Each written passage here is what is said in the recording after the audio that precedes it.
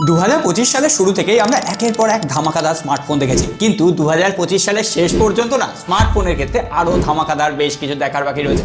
বেশ কিছু নতুনত্ব টেকনোলজি কিন্তু আমরা দেখতে পাবো। প্রথমত, এখন থেকে আমরা বড় ব্যাটারি দেখতে পাচ্ছি সিলিকন কার্বন টেকনোলজির মাধ্যমে। আর 2025 সালের শেষে 10,000 mAh এর ব্যাটারিযুক্ত স্মার্টফোনও আমরা দেখতে পেতে পারি। পাশাপাশি এতদিন আমরা কম্প্যাক্ট সাইজের স্মার্টফোন কিনতে চাইছিলাম না, কারণ ব্যাটারি একেবারেই ছোট হয়, তার সঙ্গে সঙ্গে মোবাইলটা বেশি হিট হয়। কিন্তু এখন সিলিকন কার্বন টেকনোলজির মাধ্যমে আমরা বেশ কিছু কম্প্যাক্ট সাইজের স্মার্টফোন দেখতে পাবো। Vivo X200 mini, Oppo find X8 mini, এর পাশাপাশি OnePlus 13 মিনি লঞ্চ করতে চলেছে। আর তৃতীয়ত যেটা আরো চেঞ্জ হবে সেটা হচ্ছে স্মার্টফোনের ডিউরেবিলিটি অনেক বেড়ে যাবে। এখনই আমরা 15 থেকে 17,000 20,000 এর মধ্যে IP68 69 রেটিং যুক্ত স্মার্টফোন পাচ্ছি, মিলিটারি গ্রেড সার্টিফিকেশন পাচ্ছি। এই যে Motorola Edge 60 fusion already review আছে। আর লাস্ট যে চেঞ্জটা আমরা দেখতে পাবো আর্টিফিশিয়াল ইন্টেলিজেন্স। একের পর এক আর্টিফিশিয়াল ইন্টেলিজেন্সের ফিচার দেওয়া হবে, সেটা বাজেট ক্যাটাগরি স্মার্টফোনে।